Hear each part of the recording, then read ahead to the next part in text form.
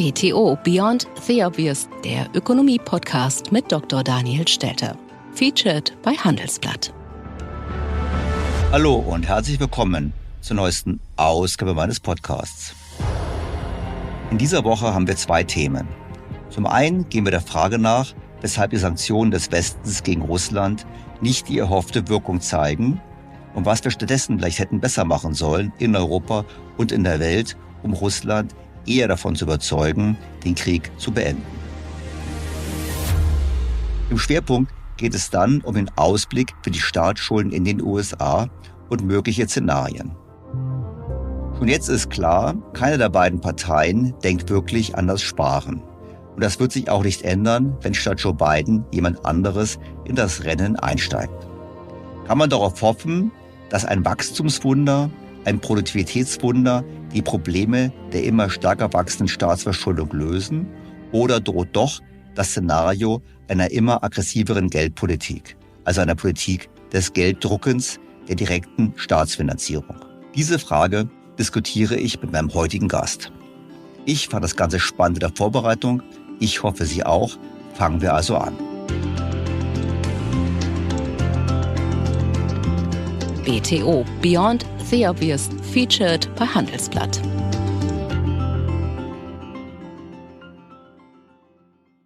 Bevor wir beginnen, noch dieser Hinweis in eigener Sache. In der vergangenen Woche habe ich einmal die Rollen getauscht. Nicht ich habe Experten eingeladen und diese interviewt, sondern ich selbst wurde eingeladen in einen Podcast und Philipp Westermeier von OMR hat dann mich gefragt zu meinem Werdegang, zu meiner Motivation und zu meiner Sicht auf die Welt. Auch wenn Sie meine Sicht auf die Welt vermutlich schon ganz gut kennen, weil Sie diesen Podcast hören, kann das, denke ich, durchaus auch für Sie interessant sein.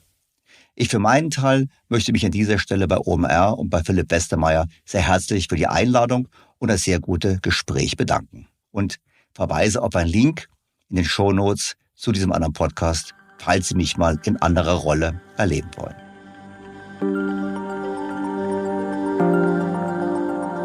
Bevor wir zum heutigen Schwerpunktthema kommen, kurz ein Wort zu den Sanktionen gegenüber Russland. In der vorletzten Woche erschien dazu eine Studie von 4 Wirtschaftsforschungsinstituten.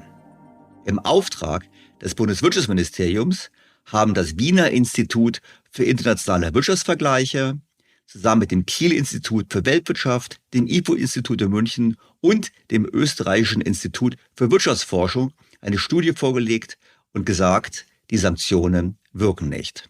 Das ist zumindest die Kurzfassung. Wasili Astrov, Ökonom am Wiener Institut für internationale Wirtschaftsvergleiche und Experte für Russland und einer der Autoren der Studie, äußerte sich im Gespräch mit der Welt so. Wenn das Ziel der Sanktionen war, den Krieg zu stoppen, dann ist das nicht gelungen. Langfristig könnten gezielte Sanktionen auf Hochtechnologie aber die russische Wirtschaft schwächen, etwa weil Technologien für neue Gasfelder oder Flüssiggas fehlen. Wir reden da allerdings über einen Zeitraum von 10 bis 15 Jahren. So lange wird der Ukraine-Krieg ohnehin nicht dauern. Es wird also eine diplomatische oder militärische Lösung erforderlich sein, um den Krieg zu beenden. Über die Wirtschaft geht es nicht. Kurzfristig kann man schon sagen, dass die Sanktionen Europa mehr geschadet haben als Russland. Ich finde, da kann man nur den Kopf schütteln. Wir haben Maßnahmen ergriffen, die erst langfristig wirken und kurzfristig schaden wir uns selbst. Ich denke aber auch, um zu dieser Erkenntnis zu kommen, muss man keine teure Studie in Auftrag geben. Denn für mich war von Anfang an klar, dass diese Art der Sanktionspolitik nichts bringt. Wie komme ich zu dieser Aussage? Nun, schon vor 2 Jahren habe ich hier im Podcast und in meiner Handelsblatt-Kolumne auf einige wichtige Dinge hingewiesen. Erstens, Russland hat finanziell vorgesorgt. Es hatte bereits vor Kriegsbeginn eine tiefe Staatsverschuldung von nur rund 15% der Wirtschaftsleistung. Das ist im internationalen Vergleich extrem niedrig. Deutschland liegt bei etwa 67% und die USA bei ca. 125%. Russland hatte zudem einen sogenannten Wohlfahrtsfonds aufgebaut, also eine Art Staatsfonds, von dem es auch heute noch zehrt. Ebenfalls hat Russland sich früh bereits aus Dollar und Euro verabschiedet und in Gold diversifiziert. Und mit China an einem parallelen Zahlungssystem gearbeitet, um nicht vom US-dominierten SWIFT-Zahlungssystem abhängig zu sein. All das wussten wir bereits vor 2 Jahren und all das trägt dazu bei, dass Russland jetzt unabhängiger ist und vor allem weniger anfällig für Sanktionen. Doch das ist noch nicht mal der Hauptpunkt. Der Hauptpunkt ist ein anderer. Russland ist eine Rohstoffsupermacht und ich habe immer schon gesagt, eine Rohstoffsupermacht kann man nicht so einfach sanktionieren. Im Juli 2022 habe ich das im Handelsblatt so beschrieben. Wer es ernst meint mit dem ökonomischen Krieg, muss den Weltmarktpreis für Öl, Gas, Kohle und Rohstoffe senken. Das geht nur, wenn die Nachfrage reduziert oder das Angebot ausgeweitet wird. Beide Wege beschreiten die Politiker des Westens nicht konsequent. Warum habe ich das gesagt? Ganz einfach. Russland lebt von den Einnahmen. Und für die Einnahmen ist relevant, wie hoch der Preis ist. Das heißt, man muss alles tun, die Preise eben zu senken, weil dadurch verfallen die Einnahmen des russischen Staates. Am schlechtesten ging es Russland, als Öl ungefähr $20 gekostet hat für das Barrel. Damals hatten die Russen große Probleme. Sobald der Preis höher ist, geht es den Russen gut. Nun, vor 2 Jahren habe ich gesagt, die Politiker handeln nicht in der richtigen Richtung. Sie reduzieren nicht die Nachfrage und sie erhöhen nicht das Angebot. Und genau dabei ist es geblieben. Wir wissen es. Deutschland hat völlig unnötig die letzten funktionsfähigen Atomkraftwerke abgeschaltet. Und dies hat, das zeigen Studien, Auswirkungen auf die Gasnachfrage. Diese ist dann ungefähr 12% höher, habe ich in einer Studie gelesen, als wenn wir die Atomkraftwerke hätten laufen lassen. Das heißt, wir haben dazu beigetragen, die weltweite Nachfrage nach Gas nicht zu senken, sondern wir haben sie erhöht. In die gleiche Richtung wirkten auch Steuererleichterungen und Subventionen für Kraftstoffe. Das haben ja nicht nur die Deutschen getan, sondern auch die Franzosen, die Spanier, selbst die Amerikaner. Und damit war natürlich die nachfragedämpfende Wirkung steigender Preise unterminiert worden. Die Bürger, die Verbraucher haben mehr nachgefragt, als nachgefragt hätten, wären die Preise so gestiegen, wie sie hätten steigen müssen aufgrund der Marktentwicklung. Aber auch auf der Angebotsseite ist nichts passiert. Wir haben es hier diskutiert. Fracking in Deutschland wäre auch unter Umweltgesichtspunkten gar kein Problem. Im Gegenteil, es wäre CO2 günstiger, müsste man nicht Flüssiggas um die Welt transportieren. Dennoch bleibt dieses unbedenkliche Fracking in Deutschland weiter tabuisiert. Und auch im Bereich der Nahrungsmittel, ebenfalls ein wichtiges Exportgut der Russen, hielten die EU und Deutschland an den Maßnahmen zur Flächenstilllegung und zur Reduktion der Produktionsmengen fest. Auch das führt tendenziell zu höheren Preisen. Ich denke, man kann den Verzicht auf den Import von Öl und Gas durch die EU durchaus moralisch gesehen begrüßen. Nur man sollte das nicht mit Sanktionen verwechseln. Denn zum einen machen einige Länder gar nicht mit, ich denke an Österreich und Ungarn, die weiterhin Öl und Gas aus Russland beziehen. Und zum anderen, wir kaufen ja auch weiter Öl aus Russland, tun dies nur über den Umweg über Indien, von dort importieren wir dann Diesel und dieser Diesel wird ja dort mit russischem Öl hergestellt. Im Ergebnis bezahlen wir mehr, ohne Russland nennenswert geschwächt zu haben. Der Ökonom Wassili Astrov bringt es in der Welt so auf den Punkt.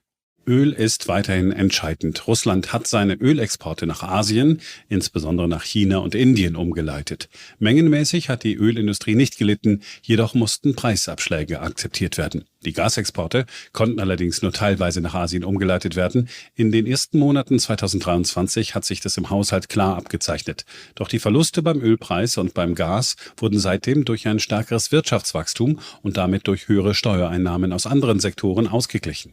Der Versuch, den Export russischen Öls durch einen Ausschluss einer Versicherung für die Öltanker zu behindern, fällt in die gleiche Kategorie sinnloser Maßnahmen. Hätte man sie erfolgreich umgesetzt, wäre der Weltmarktpreis für Öl gestiegen und damit die Einnahmen Russlands. Ja, Russland hätte weniger Volumen verkauft, aber wahrscheinlich hätte der Preisanstieg diesen Volumensrückgang mehr als kompensiert. Wir sehen, wenn man einen Rohstoffgiganten sanktionieren möchte, kann man das nur tun, indem man die Preise senkt, nicht indem man die Preise erhöht. Bleibt als letzter Punkt das Einfrieren der russischen Vermögenswerte, deren Erträge nun für die Finanzierung der Ukraine-Hilfe herangezogen werden sollen. Auch dies dürfte Russland letztlich nur wenig beeindrucken. Beeindruckt hat es aber andere Staaten der Welt, die nun befürchten, sollten sie irgendwann mal in Ungnade fallen, ebenfalls Ziel einer solchen Sanktion zu werden. Seither läuft das große Umschichten aus europäischen und amerikanischen Staatsanleihen in Gold und die Bemühungen zum Aufbau eines parallelen Währungssystems in Konkurrenz zum US-Dollar bekamen weiteren Auftrieb. Dazu passt auch die Meldung aus der vorletzten Woche von Bloomberg. Dort hieß es, Saudi-Arabien hätte die G7 gewarnt, dass sollten sie wirklich die russischen Vermögenswerte beschlagnahmen und die Gelder an die Ukraine überweisen, dass dann Saudi-Arabien europäische Schuldtitel verkaufen würde. Also nach dem Motto, wir verkaufen eure Staatsanleihen, wenn ihr das tut. Das war, laut Bloomberg, eine verschleierte Drohung. Hinterher wurde es dementiert nach dem Motto, sowas machen wir nicht, aber es spricht sehr viel dafür, dass man sehr stark klargemacht hat, dass man in diese Richtung denkt. Und daran sieht man ganz deutlich, für die hochverschuldeten Staaten des Westens ist das eher ein Schuss in das eigene Knie. Wir sind abhängig davon, dass die Ausländer unsere Anleihen kaufen, namentlich die USA, da kommen wir gleich im Gespräch noch dazu. Und wenn wir das unattraktiv machen, dann schadet das uns selbst. So gesehen finde ich es wenig tröstlich, wenn die Forscher erwarten, dass die Sanktionen in 10 bis 15 Jahren ihre Wirkung entfalten. Denn auf mittlere und lange Sicht wird Russland ohnehin wieder uneingeschränkt am Welthandel teilnehmen, ob uns dies nun gefällt oder nicht. Darauf wage ich zu wetten, einfach deshalb, weil wir alle die Rohstoffe brauchen. Und deshalb könnte dieses, wie die Forscher meinen, langfristig wirkende Gift am Ende möglicherweise uns selbst schaden. Zum Beispiel durch dann höhere Preise für Öl und Gas, einfach deshalb, weil nicht ausreichend in die russische Förderinfrastruktur investiert wurde, aufgrund der Sanktionen. Nüchtern betrachtet muss man die Sanktionspolitik des Westens als gescheitert bezeichnen.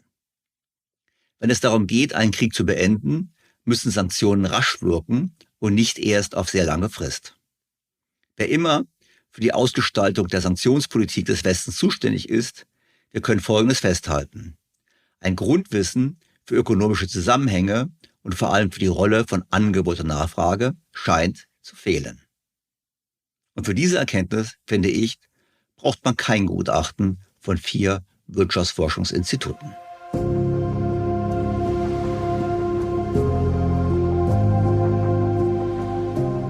Womit wir zum heutigen Schwerpunkt kommen. Einem vertieften Blick auf die Staatsverschuldung in den USA. Und zu den Szenarien, wie es mit den Schulden dort wohl weitergehen wird. Vergessen wir nicht, die Wirtschaft in den USA läuft bekanntlich deutlich besser als die in der EU. Die USA haben ein höheres Wachstum, sie haben höhere Produktivitätszuwächse, sie haben höhere Einkommen pro Kopf, aber das Ganze ist auch angetrieben von einer sehr aggressiven Fiskalpolitik und einer faktisch sehr lockeren Geldpolitik. In der Financial Times kommentierte ein Gastautor kürzlich die Lage in den USA sehr lobend. Er sprach von einem Higher-Pressure-Effekt, der ausgehen würde von der Fiskalpolitik und der Geldpolitik und der damit die USA aus einer langen Phase der Stagnation befreien würden. Konkret konnte man Folgendes lesen. US-Finanzministerin Janet Yellen überlegte 2016, ob eine Hochdruckwirtschaft zu mehr Beschäftigung, Unternehmensinvestitionen, Forschung und Entwicklung und allgemein zu mehr Dynamik führen könnte. Die Kombination aus der Pandemie und den politischen Versäumnissen im Gefolge der Finanzkrise veranlasste die USA tatsächlich dazu, das Experiment einer Hochdruckwirtschaft durchzuführen. Die Ergebnisse stützen zunehmend Yellens Hypothese. Die Pandemie und die großzügige politische Unterstützung trugen zunächst zu einem Anstieg der globalen Inflation Inflation und einer scharfen Wende hin zu einer restriktiven Geldpolitik bei. Doch als die Inflation sich den Zielvorgaben der Zentralbanken näherte, konnten wir ein erstaunliches Maß an Widerstandsfähigkeit der Wirtschaft und des Arbeitsmarktes beobachten. Ein globaler Vergleich von Forschern der US-Notenbank kam zu dem Schluss, dass die Kombination aus einer umfassenden frühzeitigen makroökonomischen Unterstützung in Verbindung mit dem flexibleren US-Arbeitsmarkt zu der schnelleren Anpassung beitrug. Diesen Effekt hat man natürlich nicht umsonst, sondern man zahlt dafür einen Preis, und zwar den Preis deutlich steigender Staatsverschuldung. Und sind diese höheren Staatsschulden ein Problem? Der Autor meint nein. Die Anleihemärkte sind verständlicherweise nervös, da für die USA auf absehbare Zeit Haushaltsdefizite von 6% des Bruttoinlandsproduktes prognostiziert werden und keinem der beiden Präsidentschaftskandidaten die fiskalische Nachhaltigkeit am Herzen liegt. Doch der klassische Vergleich zwischen Japan und Argentinien zeigt, dass es bei fiskalischem Spielraum und Nachhaltigkeit eher um die Lebensfähigkeit und Belastbarkeit des gesamten Wirtschaftsmodells geht, als um einfache Haushaltskennzahlen. Stabilität und wachsender Wohlstand führen zu mehr Stabilität und günstigeren fiskalischen Kompromissen. Und hier, finde ich, ist Skepsis durchaus angebracht. Ich würde sogar sagen, mehr als angebracht. Weil hier wird ja postuliert, es ist gar kein Problem. Wir kriegen durch diese Maßnahmen in Zukunft so hohe Wachstumsraten, dass die hohen Wachstumsraten faktisch für die Staatsschulden aufkommen werden und das Schuldenproblem lösen. Also das, was ja auch bei uns oftmals gerne behauptet wird, wenn es darum geht, Argumente gegen die Schuldenbremse zu finden. Ich finde, das lohnt sich zu vertiefen und deshalb diskutiere ich das mit meinem heutigen Gast, mit Luke Gromen. Unsere Welt ist auf dem Weg in das Zeitalter der künstlichen Intelligenz. In atemberaubender Geschwindigkeit verändert sich beinahe alles. Besonders in der Geschäftswelt ist die ungeheure Dynamik des Wandels spürbar. Die Unternehmen und die Menschen darin sehen sich vor vielen Unsicherheiten und Herausforderungen. Der Aufstieg der künstlichen Intelligenz bedeutet neuen Wettbewerb, eine Flut von Daten, aber auch sich verändernde Fähigkeiten und die sich daraus ergebende Notwendigkeit von Veränderungen in den Skills von Mitarbeitenden und der Leistungsfähigkeit der Unternehmen. Workday, die Enterprise-Plattform für Finanzen und HR, hat deshalb Innovation zum Prinzip gemacht. Viele BTO-Hörer erleben den Wandel aus nächster Nähe. Ihre Unternehmen sehen sich einem Ansturm von Veränderungen ausgesetzt, suchen nach Mitteln, um sich aus der Beschleunigungslücke zu befreien und haben Schwierigkeiten, Schritt zu halten. Oft sind die Lösungen kurzfristig und bruchstückhaft. Getrennte Systeme für die Finanz- und Personalabteilung oder die Aufrüstung veralteter Technologien sind häufige Beispiele dafür. Um Unternehmen jeder Größe bei der Bewältigung dieser Herausforderungen zu unterstützen, verfolgt Workday den Ansatz permanenter Innovation. Denn nur so können Kunden Veränderungsprozesse anführen, statt darauf zu reagieren. Nur Workday verfügt über einheitliche Daten, die nahtlos über eine einzige Plattform fließen und ihnen die Möglichkeit geben, intelligente Entscheidungen zu beschleunigen, Chancen zu erkennen und Risiken zu mindern. Workday versetzt sie in die Lage, Modelle und Prognosen zu erstellen und schnell und zuverlässig zu handeln, dank Echtzeitdaten und einer zuverlässigen in die Plattform integrierten KI. Besuchen Sie workday.com und erfahren Sie, wie Sie Fahrt aufnehmen können bei Ihrer Reise ins Zeitalter der künstlichen Intelligenz.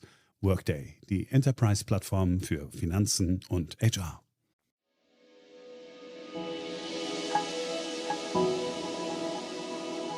Bevor ich zu meinem Gespräch mit Luke Gromen komme, noch dieser Hinweis. Alle, die Zugriff auf die gesamten Handelsblattinhalte genießen wollen, dürfen sich das aktuelle Sommerspecial nicht entgehen lassen. Sie können jetzt das digitale Handelsblatt für 6 statt nur 4 Wochen für nur 1 Euro testen. Und für alle neuen Leserinnen und Leser gibt es zusätzlich die Chance auf einen wertvollen Gewinn. Neugierig geworden? Alles zur Aktion finden Sie unter handelsblatt.com/Sommer24 und natürlich auch in den Shownotes zu dieser Ausgabe. Doch nun zu meinem Gespräch mit Luke Gromen. Luke Gromen ist Gründer und Präsident des Analysehauses Forest for the Trees FFTT. FFTT berät Institutionen und Einzelpersonen mit Blick auf makroökonomische, thematische und sektorale Trends bei der Anlage von Geldern. Gromen verfügt über mehr als 25 Jahre Erfahrung in der Aktienanalyse und als Makro- bzw. Themenanalyst. Aufmerksamkeit erreichte er in den letzten Jahren durch seine kritische Analyse der US-Staatsfinanzen und der Implikationen für die Geldpolitik. Wie immer bei englischsprachigen Gästen finden Sie das komplette Gespräch am Ende dieses Podcasts. Ich habe mit Luke Gromen übrigens wenige Tage vor dem Attentat auf Donald Trump gesprochen. Deshalb taucht dieser Aspekt im Gespräch nicht auf. Die spielt aber keine Rolle, weil Luke Gromen sehr grundsätzlich über die Lage in den USA gesprochen hat, die sich auch durch diesen Attentatsversuch nicht geändert hat. Ich habe ihn zunächst gefragt, wie es denn überhaupt sein kann, dass ein Land wie die USA nur die Wahl zwischen Donald Trump und Joe Biden hat. Gromen holt dabei weit aus und blickt auf den Niedergang der Industrie in den USA seit dem Eintritt Chinas in die Welthandelsorganisation. Nur damit Ihre Zuhörer mal eine Vorstellung davon haben, wovon ich spreche. China trat 2001 der WTO bei. In den nächsten 10 Jahren verschwanden 35% der US-Produktionsjobs vollständig. Die Leute verlieren ihren Job in einer Produktionsfabrik, wo sie $30 pro Stunde verdienen und dazu Sozialleistungen und Krankenversicherung haben. Bei Walmart können sie dann als Empfangskraft $12 pro Stunde verdienen und erhalten keine Gesundheitsversorgung. Aber sie geben einem einen Subprime-Kredit, damit man ein Haus und ein Boot kaufen kann. Und dann, nach 2008, platzt das. Und als 2008 das passierte, bekam die Arbeiterklasse keine Rettungsaktion, aber die Wall Street schon.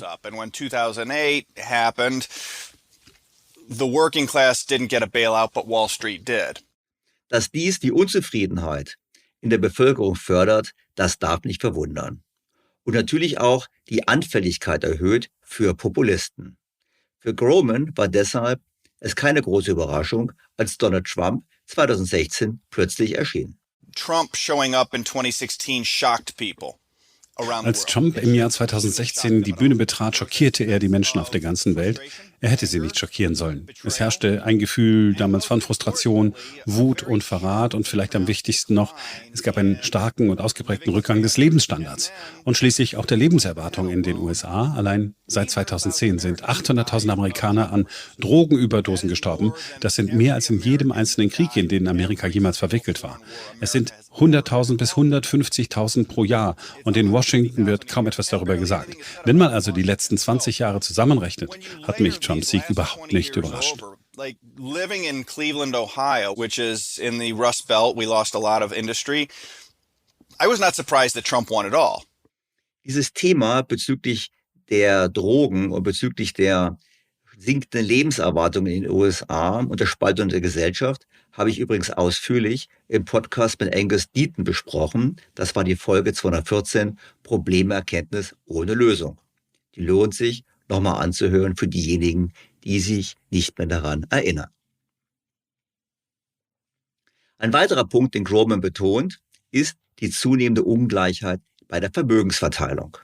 Und auch das schlägt sich politisch nieder.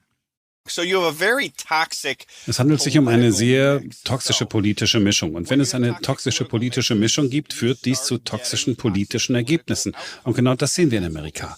Die schlechte Nachricht ist, dass es meiner Meinung nach noch schlimmer wird, bevor es besser wird.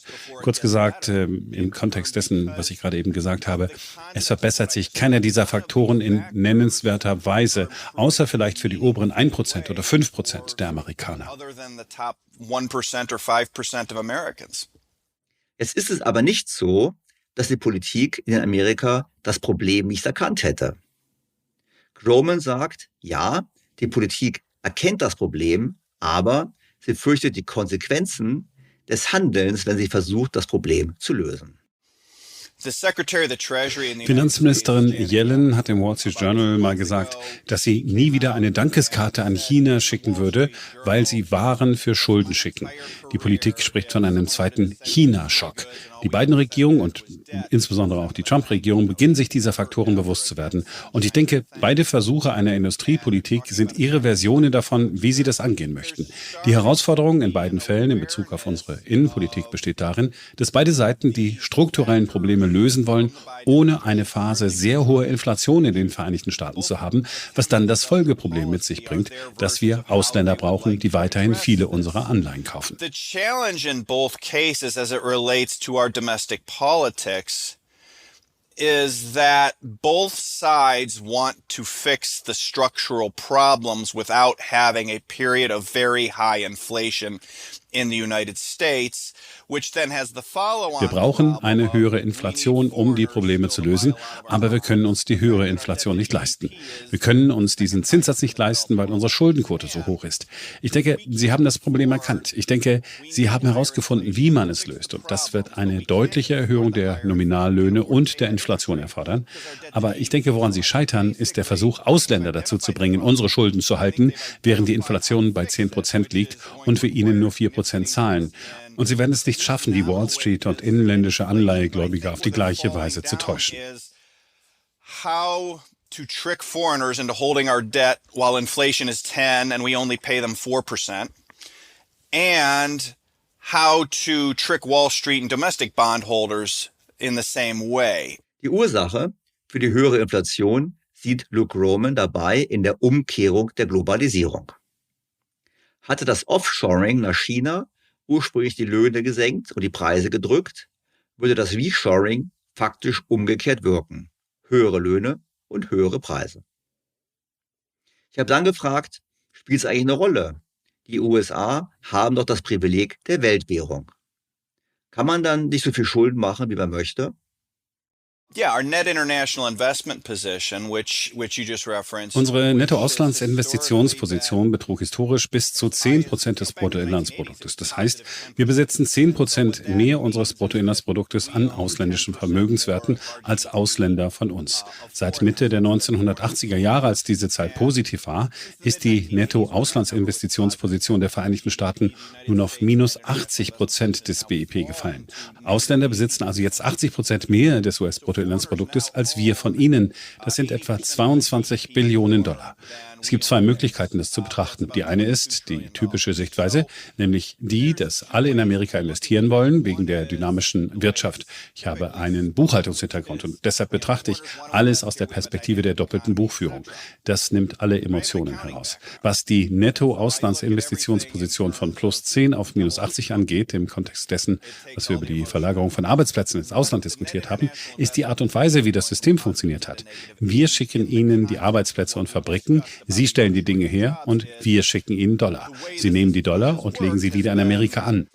We send you the jobs and factories, you make the stuff, you send us the stuff, we send you the dollars, you take the dollars and you put the dollars back into America.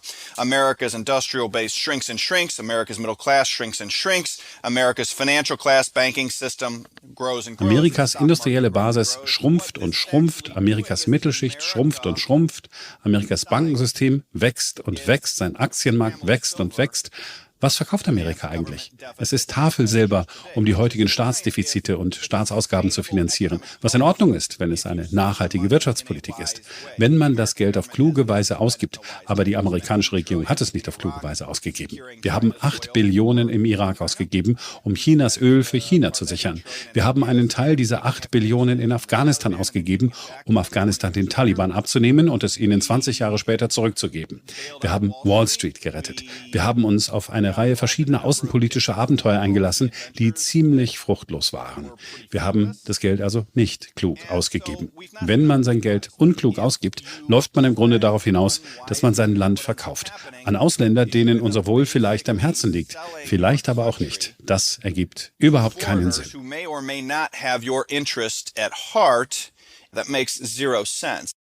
Die USA haben also Schulden gemacht, aber das Geld nicht sinnvoll verwendet. Und das führt, wie Gromen ausführt, zu einer immer größeren Anfälligkeit der USA mit Blick auf die Verschuldung. Und wenn man diesen Weg zu weit gegangen ist, ist der einzige Ausweg die finanzielle Repression. Und dann wird es inflationär. Und dann beginnt es, sich selbst zu verstärken, weil die Ausländer sehen, dass wir zu weit gegangen sind. Wir müssen uns durch Inflation aus diesem Schuldenproblem befreien. Sie möchten dann keine amerikanischen Staatsanleihen mehr kaufen oder möchten nur kurzfristige Anleihen und Aktien kaufen. Und genau das passiert gerade. Die ausländischen Zentralbanken haben vor 10 Jahren aufgehört, unsere Anleihen zu kaufen. Der ausländische Privatsektor kauft sie noch, aber nur die kurzlaufenden. Und diese kurzfristigen Anleihen sind eher wie Geld. Wenn sie immer mehr ihrer Schulden am kurzen Ende finanzieren müssen, befinden sie sich in einer sehr gefährlichen Situation. Was Luke Gromen hier betont, ist in der Tat sehr interessant. Die USA verschulden sich immer mehr kurzfristig. Und diese kurzfristige Verschuldung hat verschiedene Folgen. Zum einen führen Zinssteigerungen unmittelbar zu höheren Zinskosten und zum anderen muss man ein immer größeres Volumen der Staatsschulden immer öfter refinanzieren. Und da läuft man Gefahr, dass die Käufer streiken. Das heißt, man ist hier anfällig und in gewisser Hinsicht erpressbar. Doch auch in anderer Hinsicht hat sich die Politik der letzten Jahre negativ bemerkbar gemacht. Groman verweist auf den militärischen Faktor der Deindustrialisierung in den USA. We're now seeing the real costs of this in Ukraine, where Russia, who is 1/10 of our GDP, is outproducing a mighty American industrial base. Wir sehen die wahren Kosten davon in der Ukraine, wo Russland, das ein Zehntel unseres BIP ausmacht, die mächtige amerikanische Industriebasis in der Produktion übertrifft. Amerika wird in der Ukraine von den Russen in der Produktion übertroffen, und zwar aus einem ganz einfachen Grund. Wir haben unsere Verteidigungsbasis nach China ausgelagert.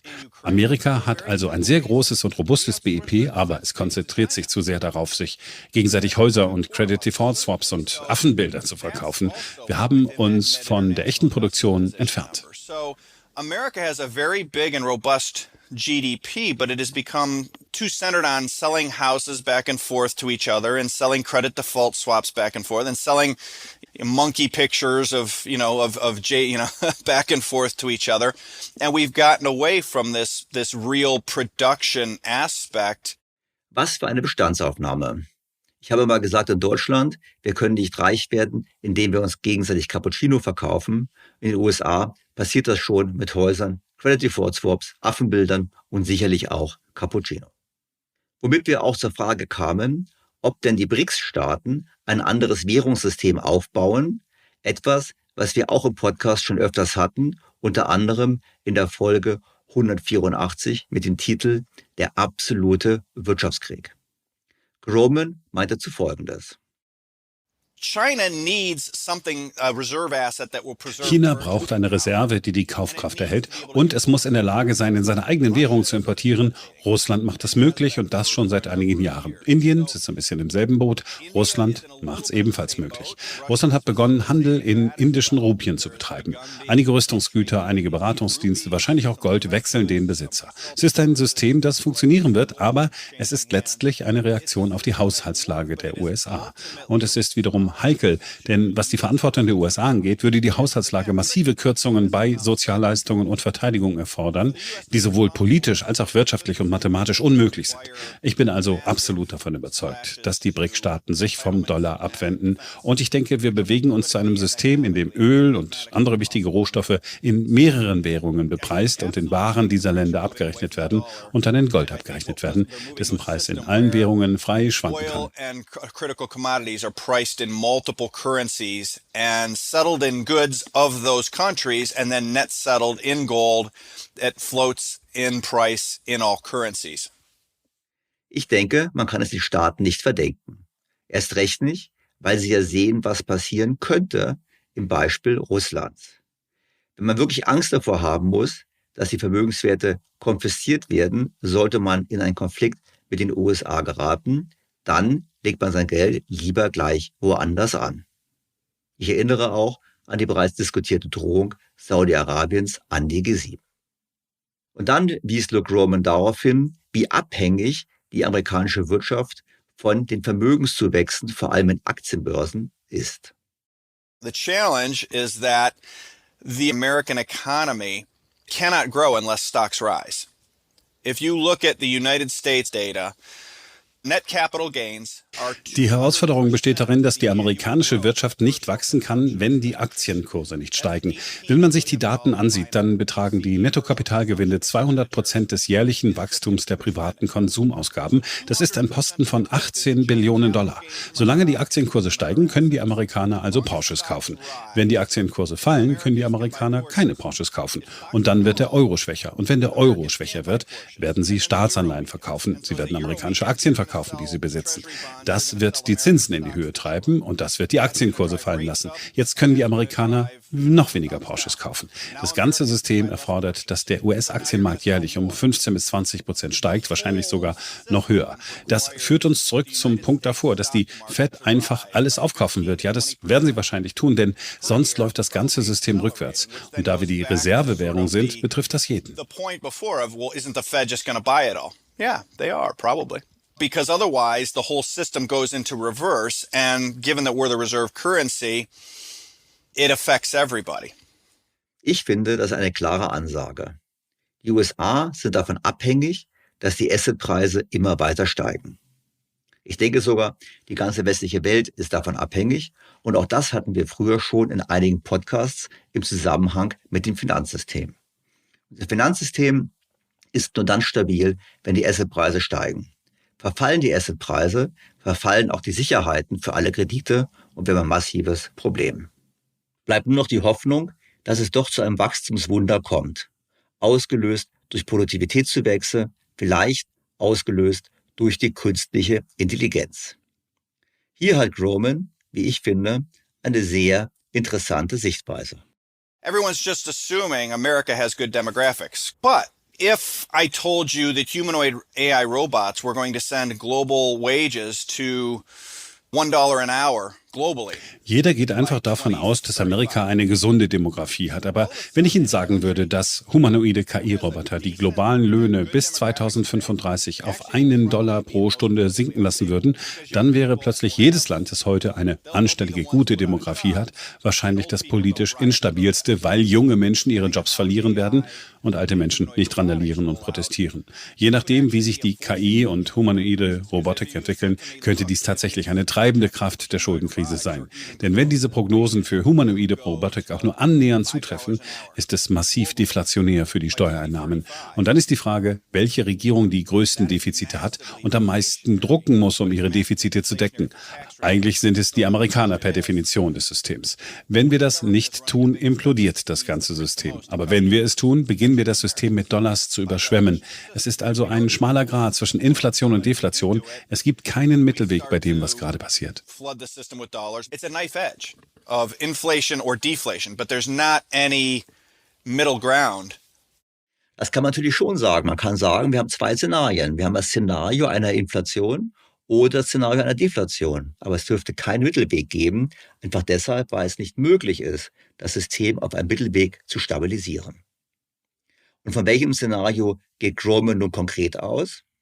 Ultimately, you need one of two outcomes. You need either Am Ende gibt es eines von zwei Ergebnissen. Entweder braucht man eine erhebliche reale Schuldenabschreibung oder man braucht eine Art Produktivitätswunder, das nicht nur eine reale Schuldentilgung ermöglicht, sondern auch nicht so viele Verluste an Arbeitsplätzen und Steuereinnahmen verursacht, dass die Schuldenkrise tatsächlich voranschreitet. Um zu vermeiden, dass jede Staatsanleihe auf dem Planeten ein Kreditrisiko birgt, besteht ein Inflationsrisiko, da die Regierungen niemals zahlungsunfähig werden. Sie werden alles drucken, was sie drucken müssen, um ihre Staatsschulden nominal zu bedienen.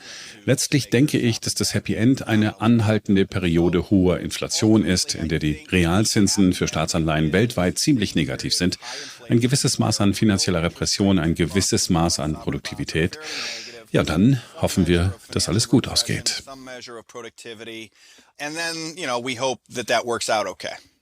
Ja, hoffen wir, dass alles gut geht. Das kann man wohl sagen. Ich finde es spannend. Und vor allem fand ich den Punkt sehr spannend bezüglich der negativen Nebenwirkungen eines Produktivitätswunders.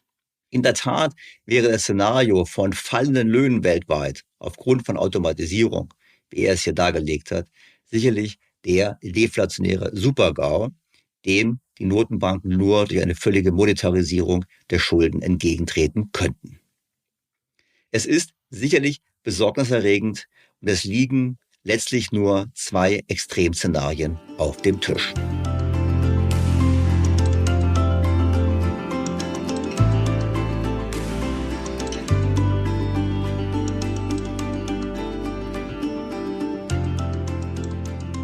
Das ganze Gespräch können Sie, wie gesagt, gleich im Anschluss an diesen Podcast hören. An dieser Stelle bleibt mir, liebe Hörerinnen und Hörer, Ihnen erneut sehr herzlich fürs Zuhören zu danken. Ich freue mich auf Feedback, Fragen, Kritik und Anregungen und natürlich auf ein Wiederhören am kommenden Sonntag. Ihr Daniel Stelter. BTO Beyond the Obvious featured bei Handelsblatt. Dear Luke, it's a great pleasure to welcome you in my podcast. Thank you. I'm very happy to be here, Daniel. I've been looking forward to this. Well, you are actually an investment expert, but I want to discuss with you your view on the US economy, which I find particularly intriguing. But before we come so, I have to ask you, because I'm based in Germany, you are based in the US, and obviously for us in Germany, what's going on in the US sounds a bit crazy. You've got two very old people running to become president again, well, for a certain sense. One has a reputation of not always telling the truth. The other seems to very hard work on convincing everybody he's still able to do the job. So just may I ask you as an American, how do you look at it? What's going on there? Can be hope for a miracle? What's your view? I think a lot of the world looks at what's going on with American politics and thinks we're losing our minds. And I think there's an element of truth to that.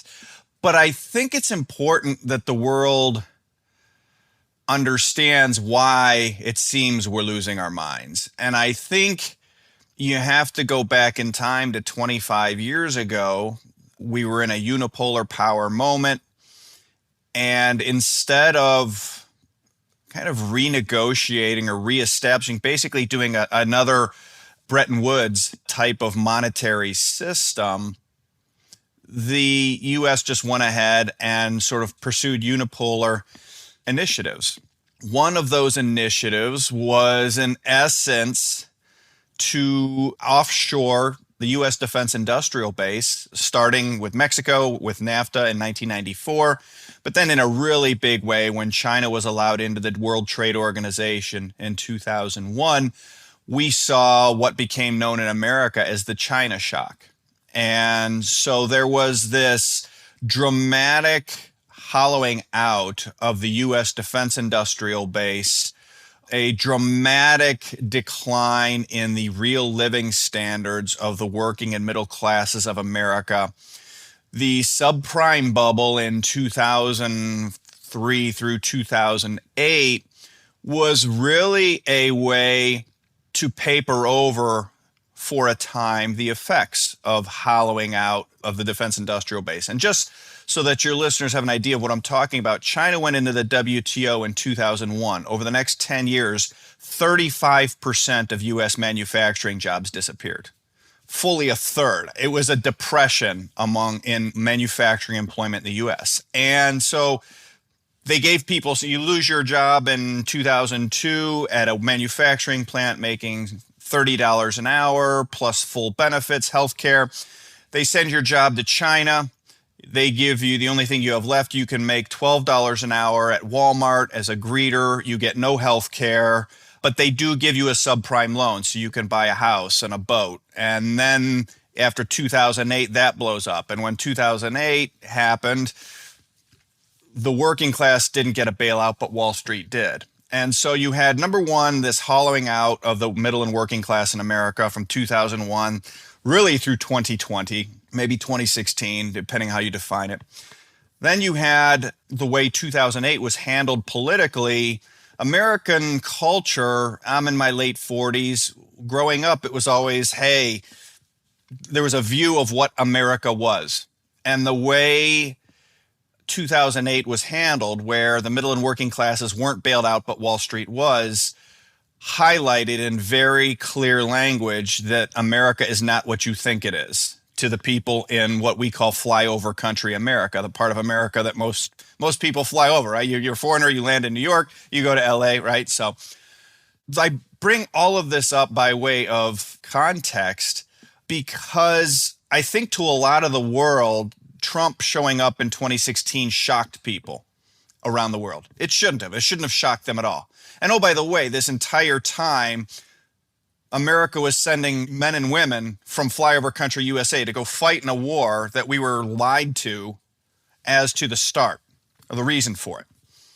There was a sense of frustration, anger, betrayal, and most importantly, a very sharp and pronounced decline in living standards and then ultimately lifespans in flyover country America. Since 2010 alone, 800,000 Americans have died of drug overdoses. That is more than every American died in every single foreign war America has ever been involved in. it's $150,000 a year. And barely anything is said about it in Washington. So when you layer these last 20 years over, like living in Cleveland, Ohio, which is in the Rust Belt, we lost a lot of industry. I was not surprised that Trump won at all. I thought he had a much better chance. I was maybe a little surprised that he won, but I thought it was going to be a very, very close race, and nobody thought it was going to be a close race. So, but that I give all that by way of background. I think it's important for foreign listeners to have the context to, okay, is America losing its mind? Yes and no. Yes, we kind of are. But why we're losing our mind is very, very rarely, from what I can tell when I read the foreign press, when I read, it's not well described. Well, 800,000 Americans have died of drug overdoses, and 35% of U.S. manufacturing jobs were lost. And Wall Street got bailed out and we didn't. And we've been at war for 25 years where disproportionately the people serving in the military in these wars are the people whose parents' jobs were offshored. So, and oh, by the way, this is leading to record wealth inequality all along. So you have a very toxic political mix. So when you have toxic political mixes, you start getting toxic political outcomes. And that's what we're seeing in America. And so, yes, we're losing our minds. The bad news is I think it's going to get worse before it gets better because of the context of what I just laid out. None of these factors are improving in a meaningful way for sort of other than the top 1% or 5% of Americans.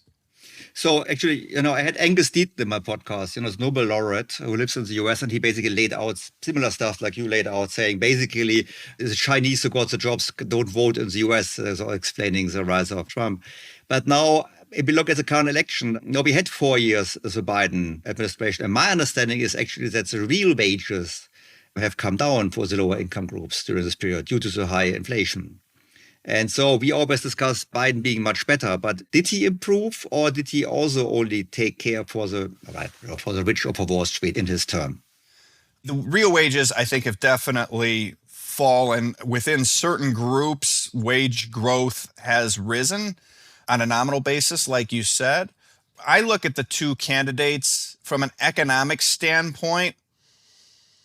Biden has essentially run the Trump economic playbook with a slight twist. So Trump was talking about implementing something we have called the Defense Production Act here in the United States, which allows him very wide latitude to begin to institute industrial policy where there's some element of government, I don't like central planning, but greater government involvement than we've had in America here for a very long time.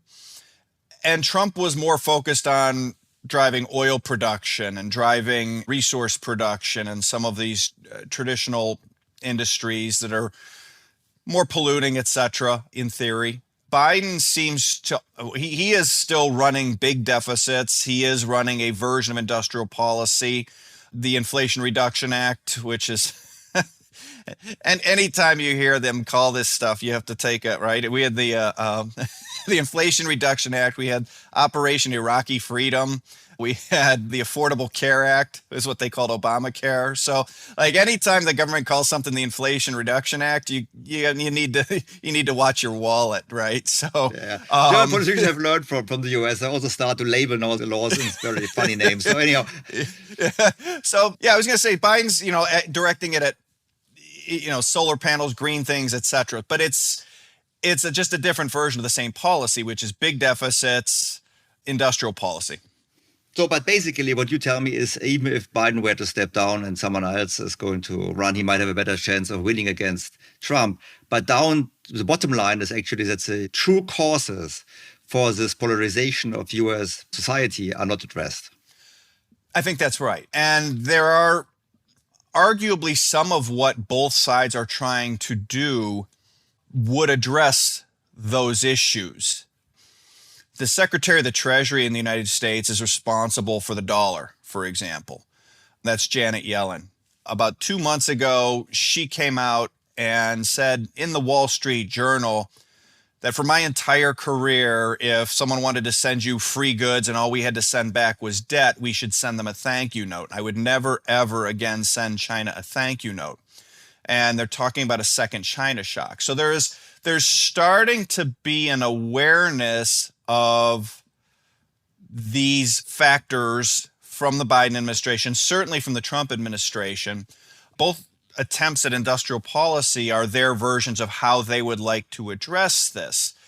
The challenge in both cases as it relates to our domestic politics is that both sides want to fix the structural problems without having a period of very high inflation in the United States, which then has the follow-on problem of we need foreigners still to buy a lot of our bonds, which means we would need to, and then finally, the fact that our debt to GDP is the second highest in the developed world after Japan. We can't afford, we need higher inflation to fix the problems, but we can't afford the higher inflation. We can't afford to pay that interest rate because our debt to GDP is so high. So basically, both sides of the political aisle in the United States are trying to figure out, I think they've identified the problem.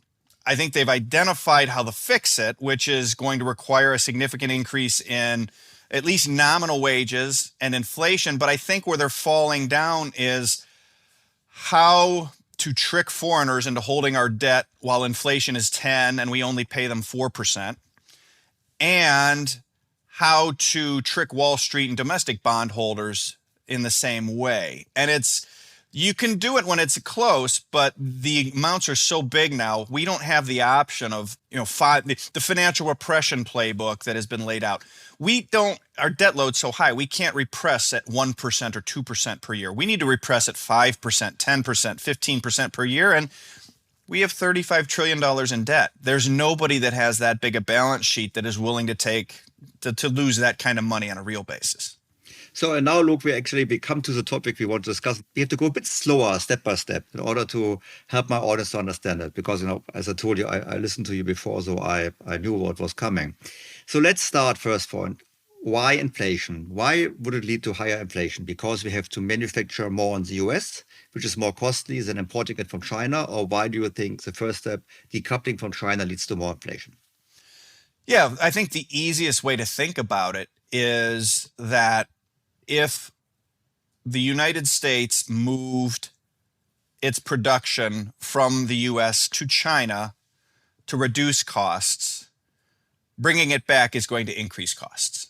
It's almost axiomatic. That is why that's happening. That is ultimately what drives that. And I would agree with you. I think it's the same discussion. We have that's the first step, inflation. The second point is, you mentioned debt. We have in Germany, we've got the famous debt break, which says, the government is not allowed to have beyond a certain amount of debt. It has to be, relative to GDP, it has to be a certain. So it's very controversial because people say, we should invest more. Look to the US. The US is not having a debt break. They have, huge deficits, currently 5-6% of GDP. Also, there's high employment and whatever. Actually, economy looks doing well. So why do you think that the US debt is an issue? So we've got the reserve currency, obviously. Germany doesn't. So we have more latitude to run bigger deficits than I would argue Germany would be able to, number one. And you managed to increase your foreign debt significantly. I think you had a positive net investment position 20 years back, and now you're a net debtor to the world. So for many years, you managed to take credit and still be a net creditor, but now you're a net debtor. You're like the UK a little bit, but just bigger, and you run the world currency. That's exactly what we are, is basically we are like the UK, except doing it much bigger, and we have the reserve currency. Our net international investment position, which you just referenced, which has historically been as high as, back in the 1980s, it was positive 10%. And so what that means is that we own 10% more of our GDP of foreign assets than foreigners own of us. And since the mid-1980s, when that number was positive 10% of GDP, the United States net international investment position has now fallen to negative 80% of GDP. So foreigners now own 80% of U.S. GDP more than we own of theirs. That's about $22 trillion. So there's two ways of looking at that. One is the way it's typically spun, which is, foreigners want to invest here. We have a dynamic economy, et cetera. I have an accounting background. And so I look at everything in terms of double entry bookkeeping. It takes all the emotion out of it. What the net international investment position going from positive 10 to negative 80 in the context of what we discussed about the offshoring of jobs is the way the system has worked has been, we send you the jobs in factories, you make the stuff, you send us the stuff, we send you the dollars, you take the dollars, and you put the dollars back into America. America's industrial base shrinks and shrinks. America's middle class shrinks and shrinks. America's financial class banking system grows and grows. Its stock market grows and grows. And so our stock market is now 70% of the world's market cap. This is actually doing is America selling its family silver to finance government deficits and expenditures today, which is fine if it's a sustainable economic policy if you spend the money in a wise way. But the American government has not spent it in a wise way. We spent $8 trillion in Iraq securing China's oil for China. We spent part of that $8 trillion in Afghanistan, taking Afghanistan from the Taliban and then giving it back to them 20 years later. We bailed out Wall Street. We got involved in a number of different foreign policy adventures that were pretty fruitless. And so we've not spent the money wisely. And so when you spend in the short run as the reserve currency issuer, the debt doesn't matter. 100%. The deficits don't matter. In the long run, if you spend unwisely, if you spend those debt and deficits unwisely, what ends up happening is you end up basically selling your country to foreigners who may or may not have your interest at heart in return for these deficits. And if you spend them unwisely, what ends up happening is basically we sell $8 trillion of corporate America to China to finance our invasion of Iraq and Afghanistan to secure Iraq's oil for China. That makes zero sense. And once you get too far down that path, the only way out starts to become financial repression. And then it starts to become inflationary. And then it starts to feed on itself because foreigners can see, oh, they are now too far gone. They have to inflate their way out of this debt problem. I don't want to buy any more American government debt, or I want to buy only short-term debt and stocks, which is what's been happening. Foreign central banks have stopped buying our debt 10 years ago. Foreign private sector still buys it, but it's very much at the short end, and the short end is much more money-like. When you have to finance more and more of your debts in the bill markets, you're in a very dangerous situation. So what the net international investment position is telling us is this economic system that led to this discontent over, to the political situation we are, is now no longer working for Washington either, because it's forcing us to sell our stocks and our real estate and our sort of crown jewel assets to our creditors who don't always have our interest at heart. That's what this rapidly declining net international investment position. And as a side note, it was a side note 2 years ago, 5 years ago, 8 years ago. It's not a side note anymore. We're now seeing the costs of the real costs of this in Ukraine, where Russia, who is 1/10 of our GDP, is outproducing a mighty American industrial base. I should probably put it in quotes. America is being outproduced by the Russians in Ukraine for a very simple reason. We outsourced our defense base to China. Quorum of it, certainly. So that's also within that net international investment position number. So America has a very big and robust GDP, but it has become to be flip. It's become too centered on selling houses back and forth to each other and selling credit default swaps back and forth and selling monkey pictures of back and forth to each other. And we've gotten away from this real production aspect. And so that's ultimately why the debt is a problem, right? Is that we've not spent it wisely. Look, I'm with you. Just to clarify, when we talk about investment position, you compare assets or debt to the current income stream, GDP.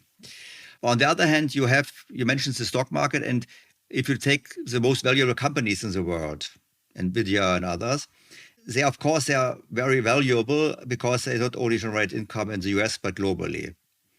So isn't also part of the fact that you got such a high negative position due to the fact that you have so much valuable companies with a global reach in the US, which obviously don't generate all their income in the US? I think there's probably some element of truth to that.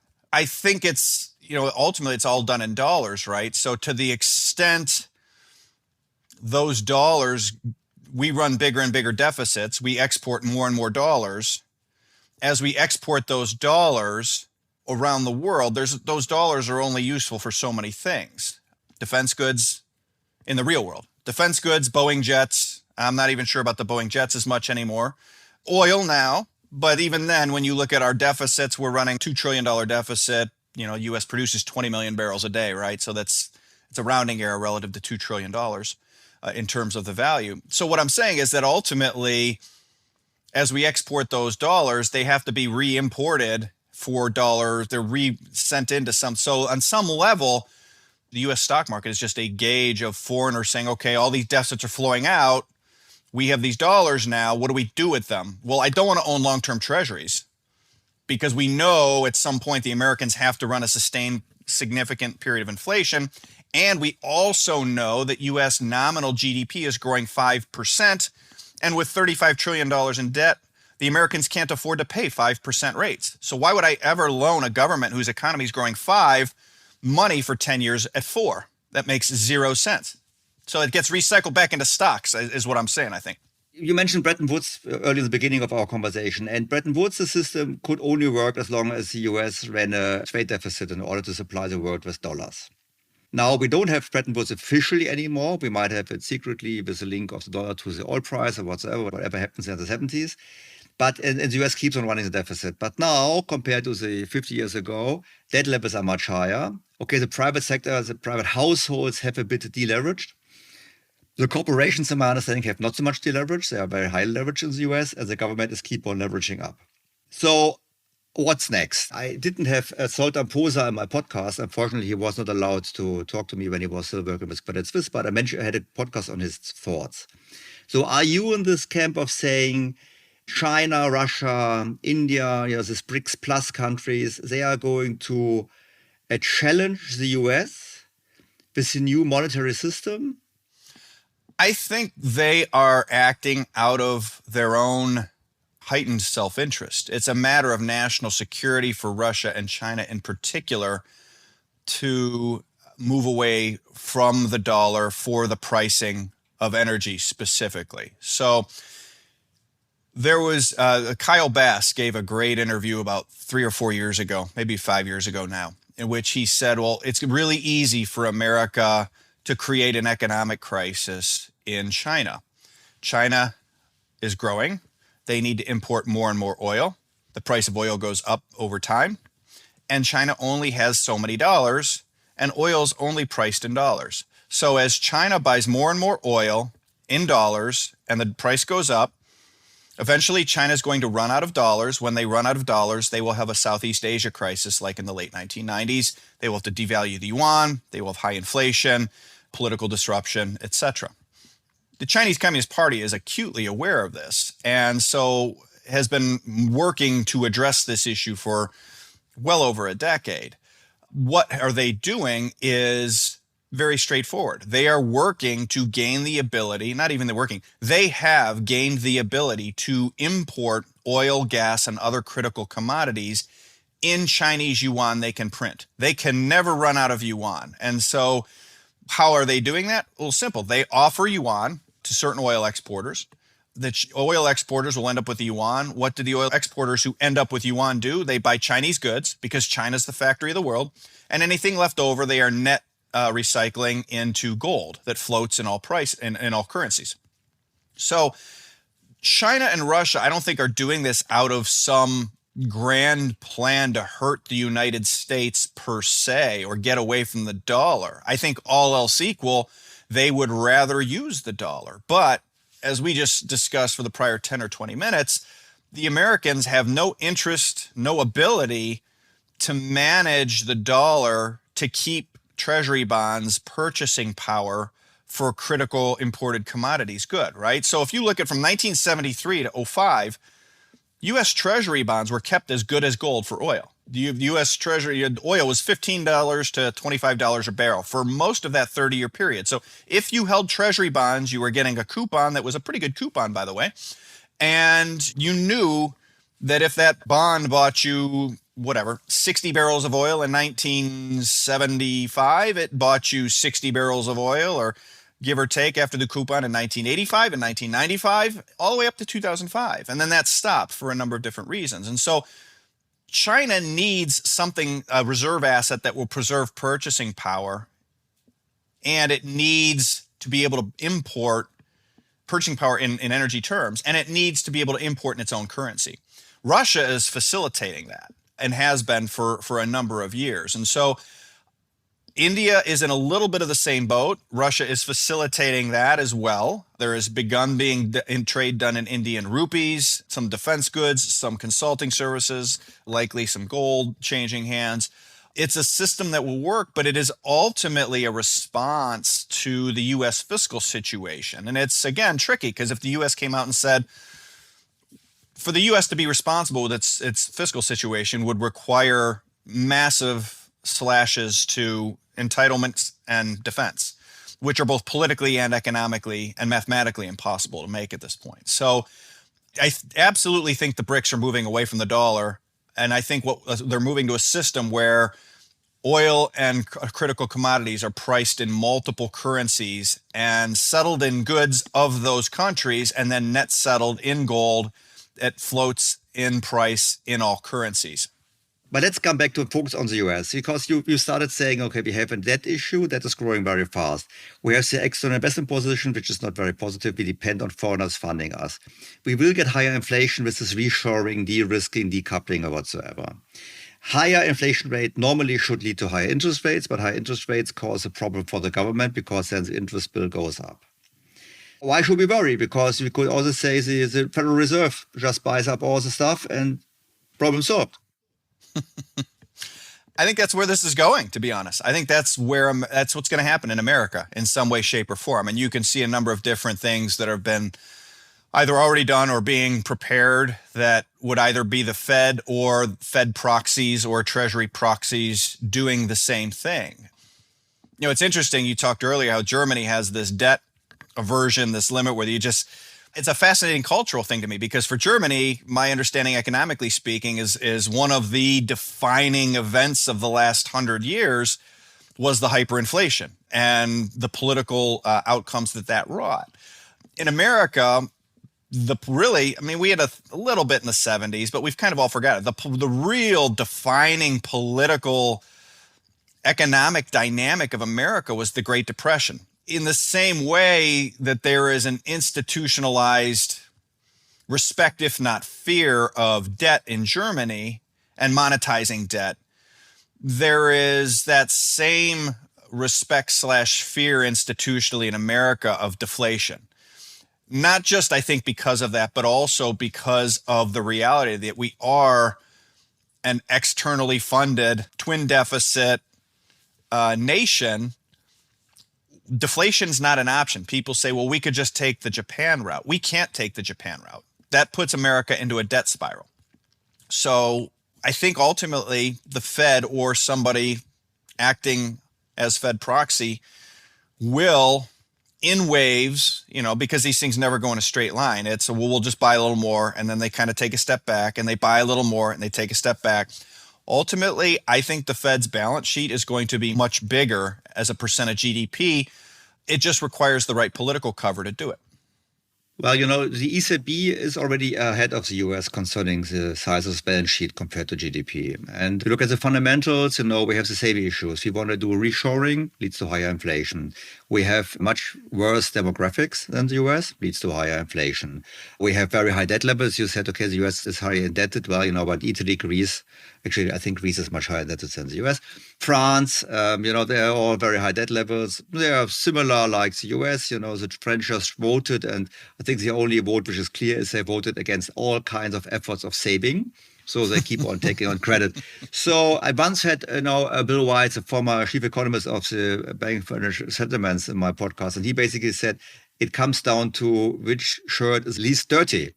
And so you could probably make a positive case for the US and could say, well, in the end, it's still the world currency. And compared to the euro, even with all these issues, you still might look good. It is very possible. To me, the challenge in this then becomes if the dollar rises, foreigners own $8 trillion in treasuries. And so what are foreigners going to sell to defend their currencies? This goes back to that net international investment position. Foreigners own $22 trillion in US dollar assets. If their currencies start falling relative to the dollar, given the amount of dollar-denominated debt in the world, about $13 trillion, plus the euro-dollar offshore ledger system, if you will, right? There's a giant dollar short of some size. If other currencies are the dirty shirts, then you sell what you can sell to defend your currency and to fund your lifestyle. What do they own? They own American assets. Okay, so they start selling treasury bonds. That's going to send rates up. They sell stocks. That's going to send stocks down, all else equal. The challenge is that the American government, the American economy, it cannot grow unless stocks rise. If you look at the United States Internal Revenue Service, the IRS data, 200% net capital gains plus taxable IRA distributions, IRA is one of our retirement accounts, are 200% of the annual growth of personal consumption expenditures. That's an $18 trillion line item. PCE, personal consumption expenditures, is just consumer spending. So 200% of the growth is just capital gains from our stocks and other assets, plus this retirement account. That doesn't include actually all of the stock-related compensation that goes to executives across America. So if stocks fall, the United States can't consume, right? So the longest stocks rise, then Americans can buy Porsches. If stocks fall, Americans can't buy Porsches, and then the euro weakens. And so as the euro weakens, you're going to sell treasury bonds, you're going to sell American stocks that you own. That's going to drive rates up, and that's going to drive stocks down. Now Americans can buy less Porsches. So now you're going to sell more. The whole system is based on a system that requires the United States stock market to rise by 15 to 20% per year, probably accelerating, which then goes back to sort of the point before of, well, isn't the Fed just going to buy it all? Yeah, they are, probably. Because otherwise, the whole system goes into reverse. And given that we're the reserve currency, it affects everybody. So basically, you say we are in a world where we need continuous asset price inflation. We all know Warren Buffett, Warren Buffett's indicator. He basically has this indicator of what's the stock market valuation relative to GDP. And when he says when it's high, then stocks come down or whatsoever. You basically tell me, Daniel, forget about Warren Buffett's indicator because it can't hold true, because if it holds true, we have a problem. So you are forced to be in a world of much higher asset prices. Doesn't this entail also we have to live in a world of ever cheaper money and ever more credit? Yeah, that's exactly what it means. It is the only way the Warren Buffett metric can hold, GDP as a percentage of asset prices, is if the United States government is willing to have treasury auctions fail, if the United States government is willing to call up Europe, Ukraine, Israel, and say, sorry, we're bringing all of our troops home, pay for it all yourself. Yeah, unless the American government's essentially willing to default on a nominal basis on its entitlements, its defense, or its debt, that's exactly what it means. And it's ever more money printing to basically ever more money creation to finance debt, because otherwise there's simply not the private sector balance sheet to deal with these issues. So basically what you mean is we have asset inflation first and real economy inflation second in order to make up for the asset inflation, and then that the asset to GDP ratio comes down because of the GDP going up in nominal terms. That's what has to happen mathematically. And, there's things that, demographics, like you said before, that's tricky, right? What are good demographics? Historically, over the last 200, 400 years, good demographics are societies that have lots of young people, not a lot of old people, particularly in the last 100, 120 years as the rise of social democracy and state-provided benefits have come up. That's what a good demographic looks like. And on those metrics, the US does certainly look better than than Europe and Asia. However, what do we hear about all day long? AI, automation, humanoid robots. I spoke at a conference last year in Vancouver, British Columbia, where the other speaker was the CEO of a humanoid AI robotics company that was already testing his robots in major United States retailers. These are not, hey, I need to program it. This is talk to the robot, tell it to go organize and run this store, and it knows how to do it. It will learn all of it. It's smarter than the average human, and it's stronger than the strongest human. And it's getting better every day. It has fine motor skills. AI, obviously, we've seen the potential for white-collar disruption there. And so my point is that when I think not enough attention is being paid to the demographics issue. In other words, everyone's just assuming America has good demographics because our pyramid, right, is more normal shape than much of the rest of the world in terms of demographics. But if I told you that humanoid AI robots were going to send global wages to $1 an hour globally by 2035, all of a sudden, any country who has a good demographics today, lots of young people, actually will probably be the most politically unstable because young people they'll be the ones put out of jobs and old people don't riot and protest. And so that, I bring that up by way of saying some of the whole debt issue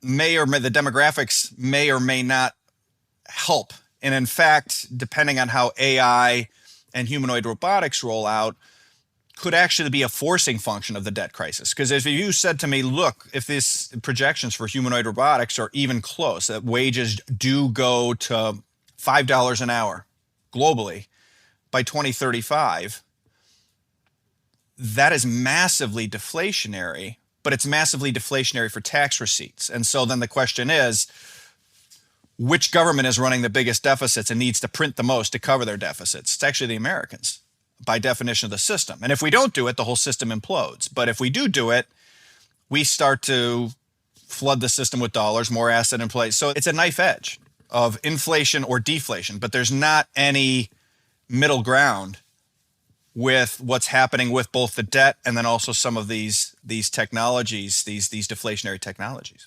I follow you, but after the Second World War, the US also had a high debt level, not as high as today. And you managed to get off of it with financial repression. And you mentioned financial repression before, and you said, well, it's more difficult today. I would say yes. On the other hand, I remember having read a piece from the IMF already a few years back where they said, well, capital controls might be a good tool. So they said they were open to capital controls, which I found interesting because the IMF normally is not so much into it. So you could say, well, we just force Americans to invest more in US government bonds. Because we just regulate them. We just regulate the 401k. We make it mandatory to have 50% of your money in 10-year government bond, whatever. It's a stroke of just to protect you from Wall Street, so to make sure you're not hurt. That's what the Germans do. The Germans are very much forced into investing in life insurance. They're encouraged in life insurance, and whatever life insurance are only allowed to buy bonds, and so in the end, the government. Wouldn't this be a way of dealing with the problem? It is.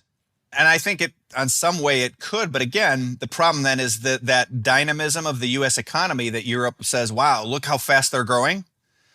It will shrink meaningfully. We will slow dramatically, right? Because a good way to think about it is if America borrows money from foreigners and inflation is 5% and we're paying 3% interest rates, we're stealing 2% a year on a real basis. We're repressing foreigners to that tune. That is like your kid having a drug habit and stealing money from the neighbors to fund his drug habit. You don't notice anything different going on in your house. If by virtue of the situation, as you propose, and I think probably will happen at some point, we force Americans to own government bonds at 3% while inflation is 5%. That's like your kid stealing from you to fund his drug habit. Now, all of a sudden, you can't go on vacation to Disney World because the kid snorted it up his nose rather than stealing it from the neighbors. And so to continue the metaphor, this world-leading developed economy growth that America has been posting, instead of 5% nominal, it's basically a tax increase on Americans if you do that. They will cut their consumption spending. And by cutting their consumption spending, that will actually reduce, that's 2/3 of our economy. That will reduce tax receipts. That will probably paradoxically leave the deficit to GDP as a percentage higher, not lower. And the reason I say that is we saw that with Obamacare. We tried this.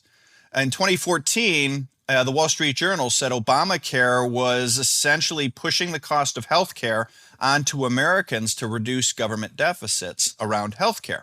Okay, great. 2015, that goes into effect.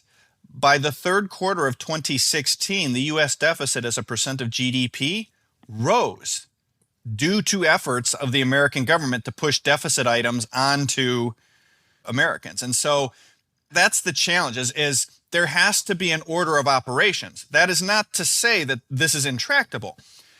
Critically, after World War II, what we did is the Fed kept bond yields, 10-year bond yields at 2.5%. The 3-month was at 0.3%.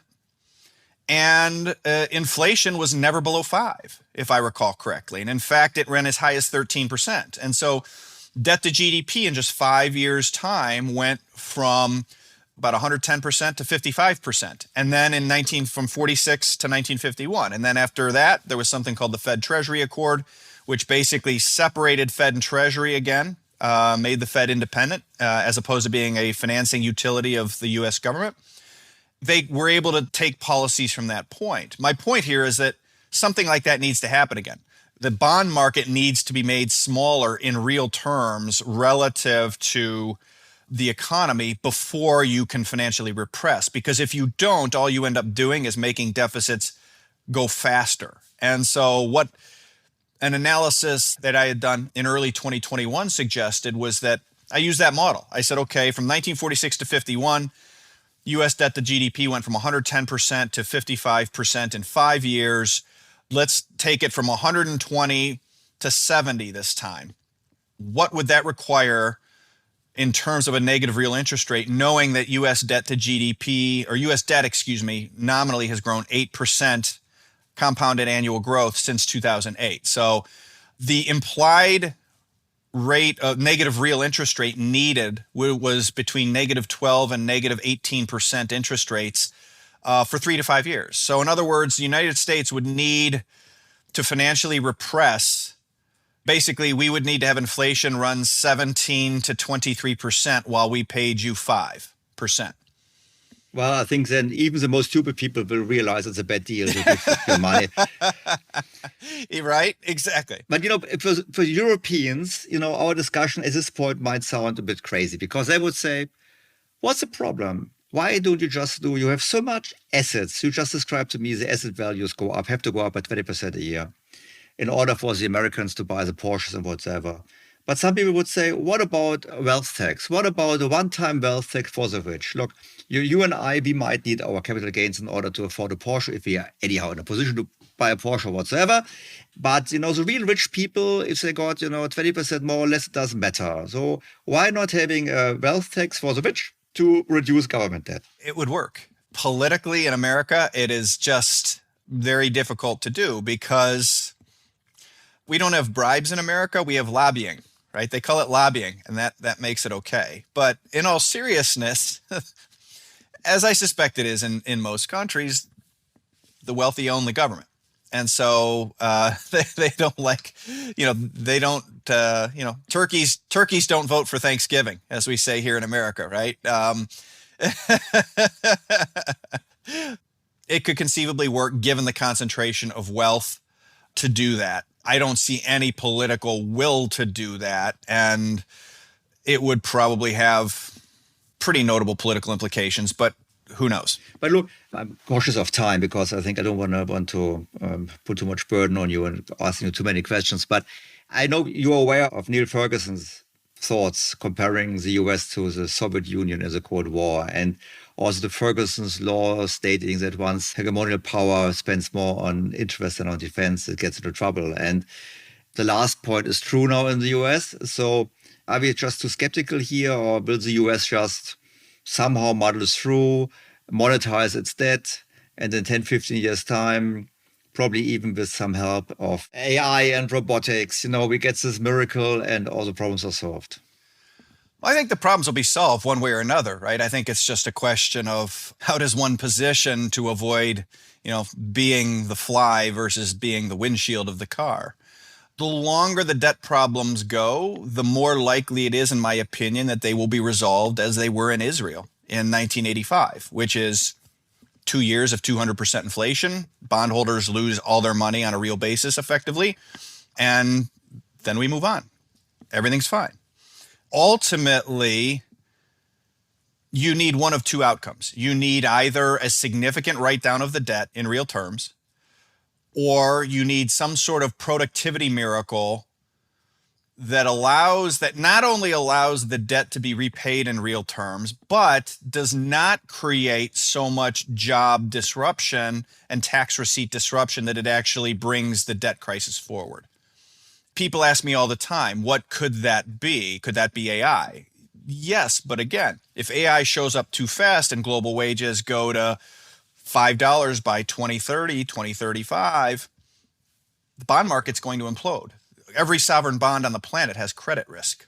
Or more accurately, in order to avoid every sovereign bond on the planet having credit risk, they will have inflation risk, because governments are never going to default. They will print whatever they have to print to make their sovereign debt nominally money good. So ultimately, the way I think this plays out is a sustained period of elevated inflation, financial repression, some measure of productivity miracle. That can look a number of different ways, right? In America, baby boomers have $76 trillion in wealth. They're all going to die someday. That's a fact of life. When they die, that money is going to their kids.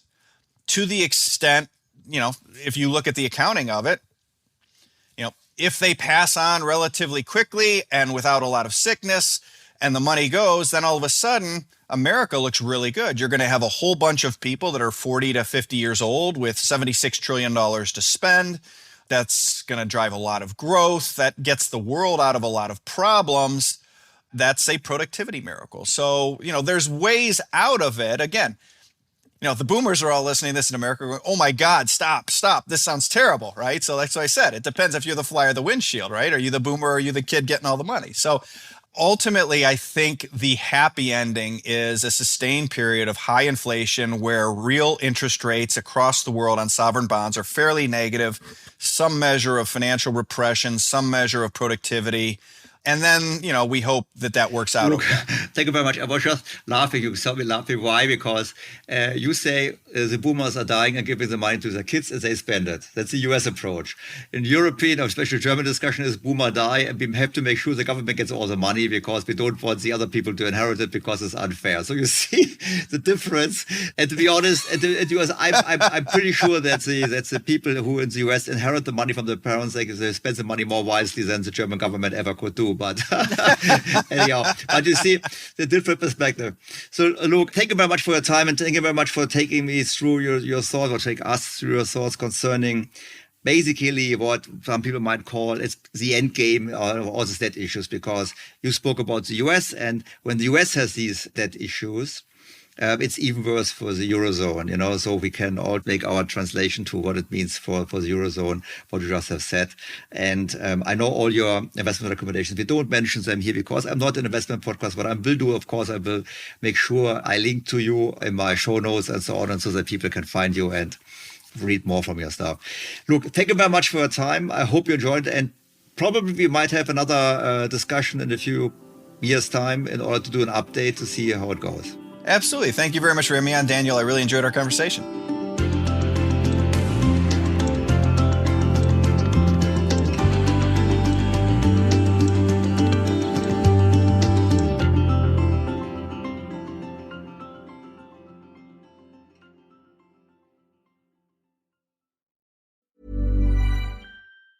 The new Boost Mobile network is offering unlimited talk, text, and data for just $25 a month for life. That sounds like a threat. Then how do you think we should say it? Unlimited talk, text, and data for just $25 a month for the rest of your life? I don't know.